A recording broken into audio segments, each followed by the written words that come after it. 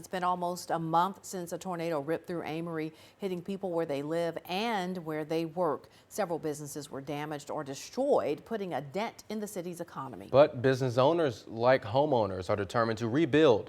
Keely Shields went to Amory to find out where they are in the restoration process, and she joins us in the studio. Keely. After suffering a severe blow from the tornado, some businesses are still in the first steps of recovery, but others are getting ready to open their doors as early as next week. Either way, everybody is ready to get down to business. Bill's Hamburgers has been a mainstay on the Amory restaurant scene since the 1920s, but that didn't matter to Mother Nature last month. Manager Bill Pate says the Vinegar Being landmark took a major hit from the tornado. Our roof in our dining room and here in the main old hallway had a lot of damage to it, a lot of wind damage, took in a lot of leaks, blew out our front window, of course. Weeks later, the grill is cold and the doors are still closed.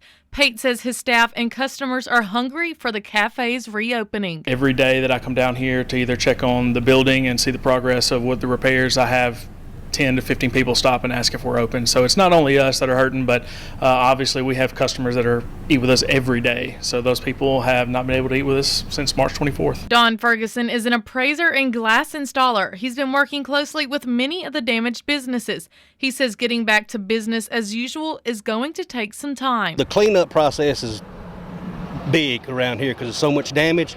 But once people, start seeing things get back to normal, it helps them feel a little better about the situation. Down the street, cosmetologist Carlene Bailey was left wondering what to do next. All that was left of her hair salon were the memories. It completely destroyed my shop, and they have moved it, and now it's just waiting for me to restart. A day later, Bailey got her first sign, a new opportunity and the chance to keep up her line of work. God sent. Pamela and Christopher came by my shop the day after the storm, and Christopher introduced her to me, and I told her, well, I hope you got me a place in your shop, and she said, I do, and it went from there. She got me set up. I moved in the next week, and I'm back doing hair. As far as getting back to a place of her own, Bailey says it's taking a lot of thought and soul searching. She never thought she'd be starting a business from the literal ground up. It's a process. I'm still trying to process that I don't have my own. But I am grateful that I am here at Revive. Going forward, it's going to take a lot. It's going to take a lot. And I'm just waiting for God to give me that sign for me to go forward.